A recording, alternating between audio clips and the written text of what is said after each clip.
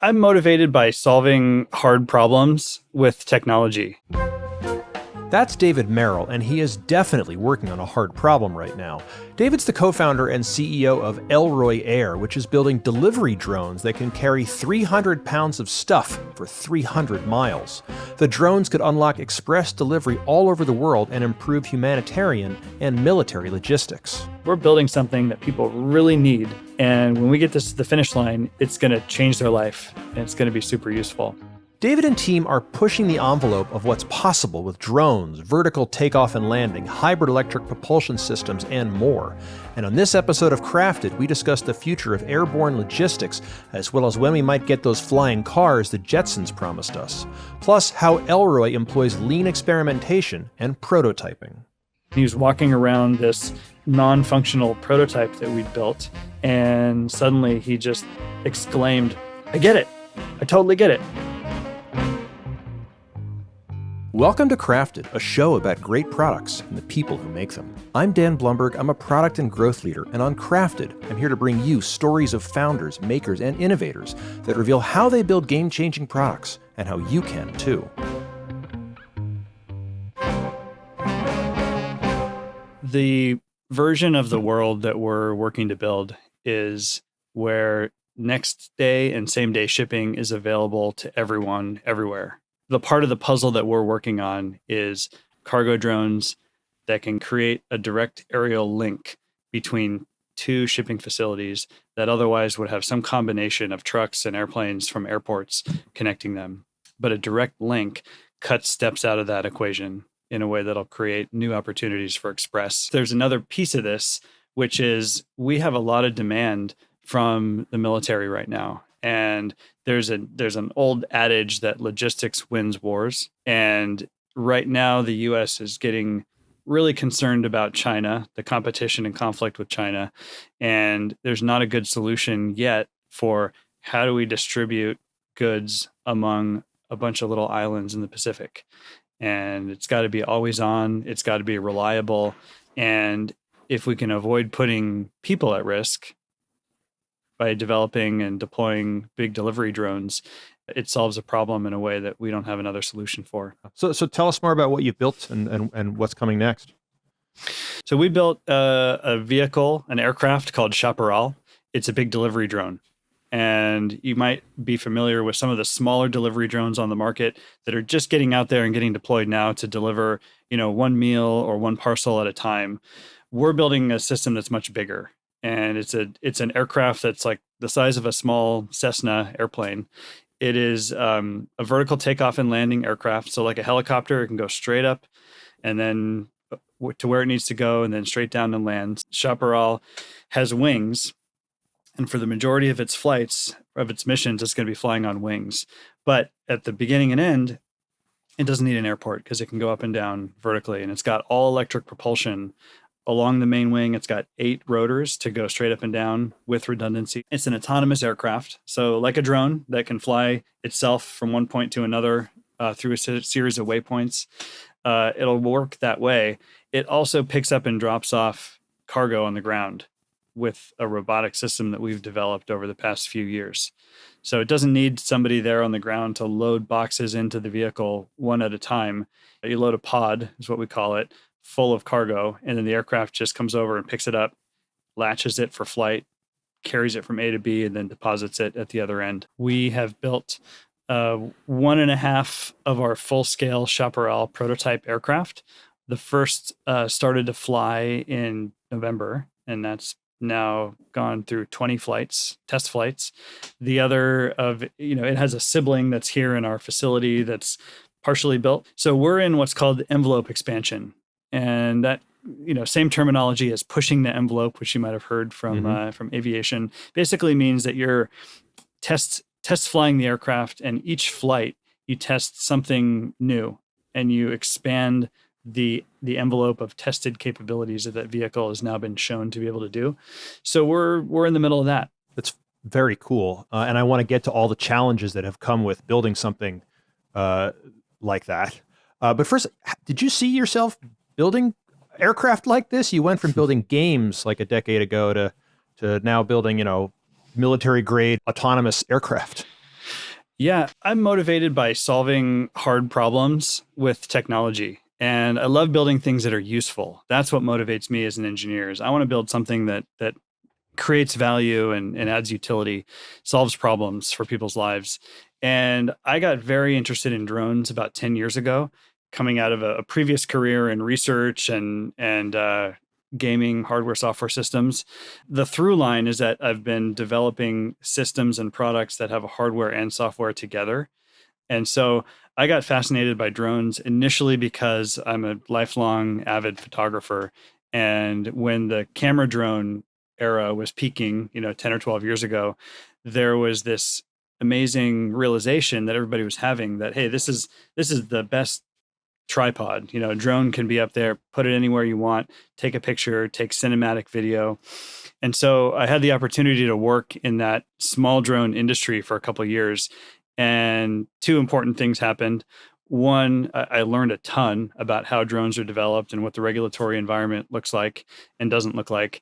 And then met my co-founder. He and I were sitting next to each other working on some of the new concepts for smaller camera drones, video drones, and developed this rapport and working relationship and did some projects together and realized, hey, this guy is great to work with, and just got really interested in bigger drone systems and kind of did the technical check. Are all the pieces here that we need to build a bigger drone? They were, and got to work and pretty quickly had discussions as after we started the company and got a little bit of seed funding, had discussions with people in humanitarian logistics, military logistics, and commercial express, and heard this chorus of need, basically like, hey, if there was a big delivery drone, we could put that to work all day long. So where did the two of you start? So we actually started in the very beginning thinking about carrying passengers.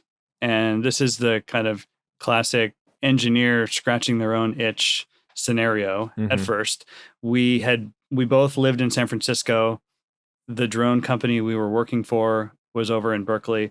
We were commuting back and forth every day, sitting on the Bay Bridge for longer than it felt like we needed to. Yeah. And had this question, like, wouldn't it be better to have a drone pick us up on one side of the bay and take us to the other in 5 minutes instead of sitting for 45 minutes on the bridge? And why doesn't that exist? Could we build it? Yes. And that was enough to get us excited and get us starting to build.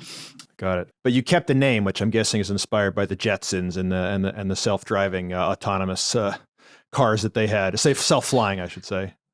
Yeah, the Jetsons were really forward-looking at the time, decades ago, right? This show was made. But if you go back and watch the first episode, you see flying cars, you see personal trainers over a video call, you see push a button and you get a meal, house cleaning robots. So they were really seeing a piece of the future. And little Elroy was always into science and aerospace. And so it's a little tip of the hat to that imagined future that's now coming true. I actually would love to hear the story of in a little more detail, like it's hard when there's a human up there and that's very risky, but I'd love to hear a little more, since that was what you and your co-founder were first thinking about. What was it? How far did you get in terms of exploring it? What's changed since you first explored it in the last several years? Where do you see it going? When we first started exploring building a system to carry people, nobody really knew how expensive or time consuming that journey was going to be to build an air taxi to carry people. And the companies that are still sticking it out to do that version of this vision have had to raise upwards of $1 billion, and they're still not done. So it's a very big bet. It's a capital intensive bet to build an air taxi to carry people, because you don't have a business at all until that aircraft is all the way through certification. And so it's this binary business where you have to pour in so much capital to get it to the point where then you can start to build operations and build a fleet. And it's more of a moonshot. And so that was the realization that led us to think about cargo. And when we started to hear this consistent message from stakeholders in military logistics and humanitarian logistics and commercial express logistics, that a big delivery drone that could carry a couple 100 pounds, a couple 100 miles would be valuable. And then we realized, hey, if we work with the military, if we work with shippers that have overseas footprint outside the U.S. in places where the regulatory is a little more rapid to fast track things into operation, we can build a business with a shorter time frame and a lot less capital than an air taxi business that needs to get to that binary result of a fully certified aircraft. Yeah. Tell me about the early days when you were raising capital, hiring employees, and building enthusiasm for, this long-term vision. I'll tell you a couple things we did very early on when we had not much money. We needed to express this vision of a big delivery drone and get employees on board, or prospective employees, get investors on board, but we hadn't built it yet. We didn't have enough capital to build it yet. I had had this experience going to the Pentagon with a render of what we planned to build, and I showed it to this Marine who'd come back from Afghanistan, and he was trying to figure out what drones are available that he could bring back. And he had drones all over his desk and in the corners of the room. And when I showed him this render and talked to him for 20 minutes about what we planned to build, he said, yeah, if I had that, I would take that back with me to Afghanistan when I ship back out next month. And so, that's an example of the power of at least visualizing what you're planning to do, even if you haven't raised the capital to do it. And then there's also such a power of a physical prototype. And so one of the things we were doing in parallel was making a full-scale model of this system in our shop. And we did it really fast. We did it with wood and fabric. It was just in order to have a full-scale representative mock-up, basically, that you could walk around and see it and, get comfortable with the size of it, and like, how are people going to move this around and interact with the system? How close could you get to the rotors before you're into a danger zone? And this is where my co-founder has a industrial design background. And, designers know this too, alongside engineers having this knowledge that you build a quick prototype and you learn a lot from it. Yeah. And so even building a non-functional but full-scale representative prototype allowed us to learn about how the system would be used by the people around it. And I still remember this one moment where one of our early investors had come to visit the office for the first time, and he was walking around this non-functional prototype that we'd built. And suddenly he just exclaimed, I get it. I totally get it. And that was this aha moment that I don't think would have happened if we hadn't built this mock-up. So, find ways to explore the product cheaply and quickly. Even if you don't have the money to build the product yet, there's probably something you can do. Yeah.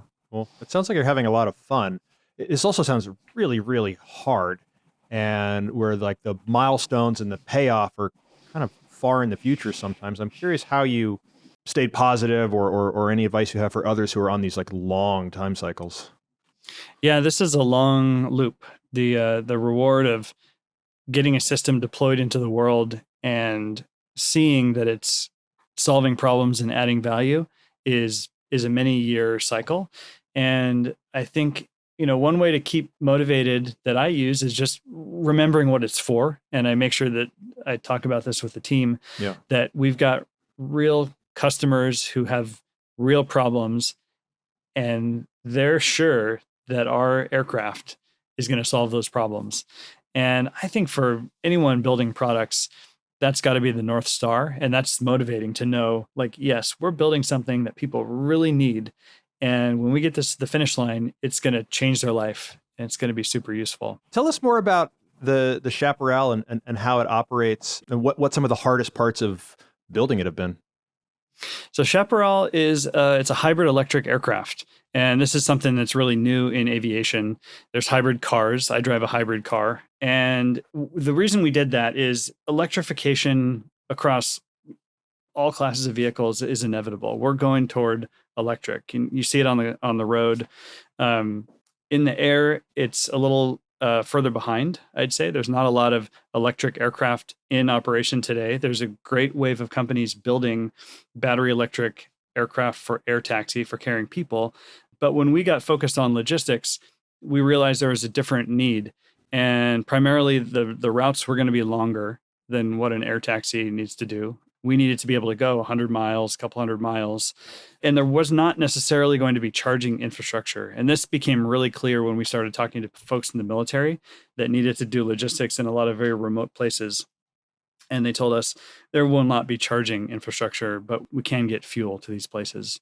And so putting that customer feedback together, we realized, okay, this needs to be a hybrid electric aircraft because we'll get the benefits of electric propulsion, which is good for safety. It's a redundant set of rotors. So like if one goes out, you don't crash the vehicle. That's good for autonomy because an autonomous piece of software that's running this aircraft has more options for how to recover if there's a problem with any individual propulsion unit.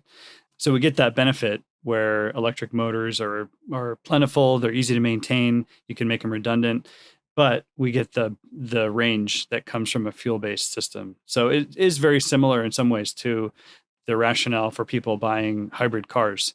Yeah. I know you're a big believer in rapid iteration and lean manufacturing. Can you tell us more about how you've prototyped your way into what you just described? Yeah, so we do a lot of prototyping of subsystems. So one of the main technical risks we needed to retire was the hybrid electric system. And so we built what's called an Iron Bird. It's basically a copy of the power plant. So the engine, the generator, some of the vertical propulsion, we built that on the back of a trailer.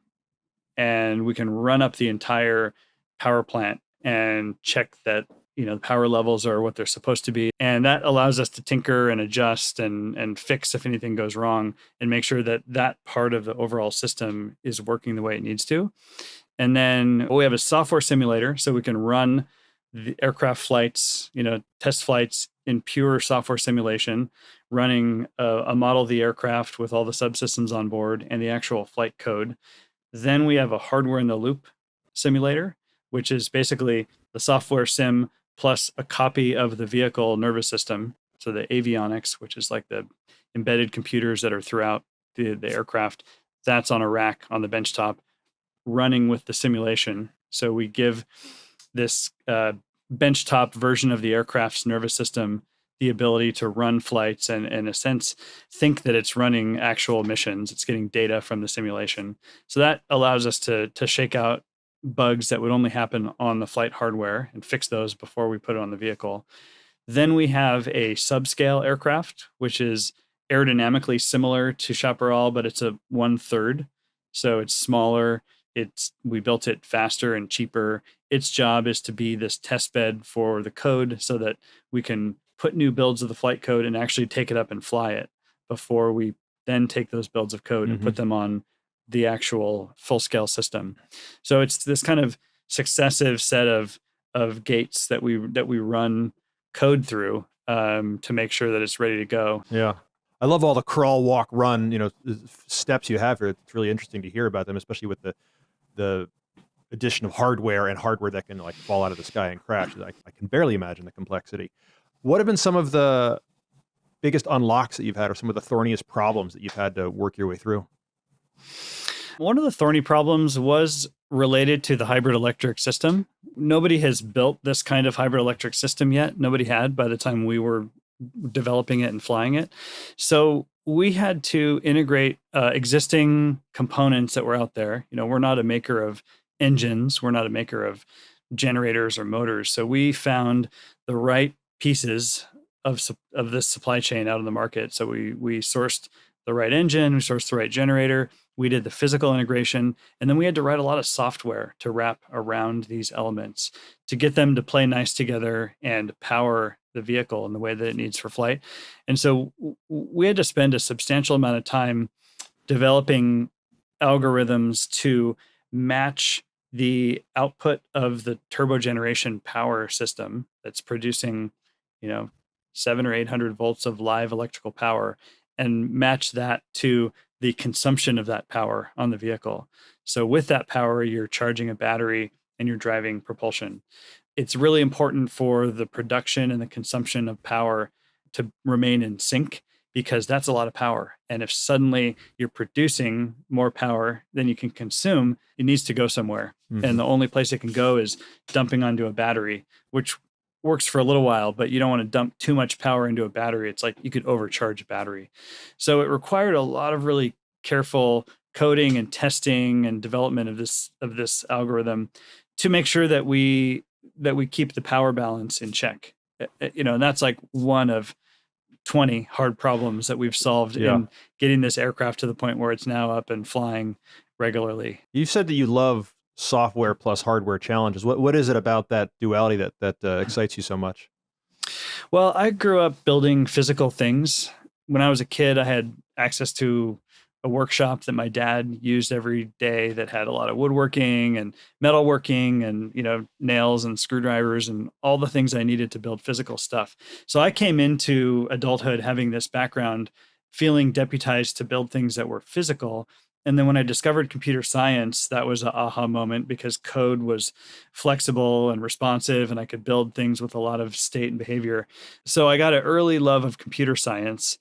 And then when I discovered hardware, electronics, that just completed the circle for me because I could build things that had software-defined behavior but existed in the physical world and did useful things out here in this physical space where we live. And to me, it was exciting to have so many more possibilities for how systems I would create could be in the world and be useful in the world around us. Yeah. Zooming out from Elroy for a second, I'd love to just focus again on the future and how the various trends we've been talking about: electric, autonomous, vertical takeoff and landing. We haven't even said the words AI yet, which is kind of shocking for an episode of Crafted so far to be this deep. But I'm curious what the near-ish future might look like. Yeah, I think there's a set of parallel technologies and products that are entering aviation and aerospace right now.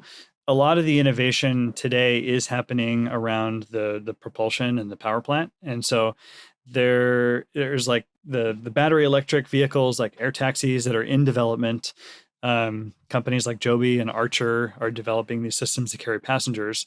And then there's the delivery drone category, and Elroy Air, I think, is the lead company developing systems of this scale for cargo. We're not the only team now that's building hybrid electric systems for aviation, but we've tailored a turboshaft hybrid system that meets the needs of our aircraft. But there are other companies that are building hybrid electric for aviation too, or just building the electric powertrain for aviation. So there's this industry that's in the midst of an evolutionary process right now. I think delivery drones are going to be one of the first categories that really kind of gets through the Gartner hype cycle and climbs out into the zone of useful applications. And you can already see that with the small delivery drones today, like Google Wing and Zipline are out there doing a bunch of deliveries every day. And I think it's the right place to start with cargo because you don't have human passengers on board, but it's a real useful everyday need. And the kind of vehicle that you can develop to do logistics is in many ways simpler than the vehicle that you'd have to develop to carry people. So I think the way it's going to unfold is you're going to see more and more logistics applications being rolled out with systems that are small delivery drones and then larger ones like ours that will become more and more common and everyday. For systems like ours, I think it's early on, it's going to be governmental use, military use. And then as systems get through regulatory hurdles like type certification, you'll start to see them enter the commercial airspace too. And then there'll be a slow ramp of passenger air taxi as well. And those companies are going to need to figure out where the best routes are and, if they can make their unit economics work. But I think we're going to see that too. It's going to happen. That's great. David, thank you so much. Thank you. That's David Merrill. I'm Dan Blumberg, and this is Crafted. Crafted is produced by Modern Product Minds, where my team and I can help you take a new product from 0 to 1 and beyond. Learn more at modernproductminds.com. And please help Crafted grow. Subscribe to the show, tell a friend, and sign up for the Crafted newsletter at crafted.fm. Because Crafted is a critical part of the future. You see flying cars, you see personal trainers over a video call, or you see push a button and you get a meal.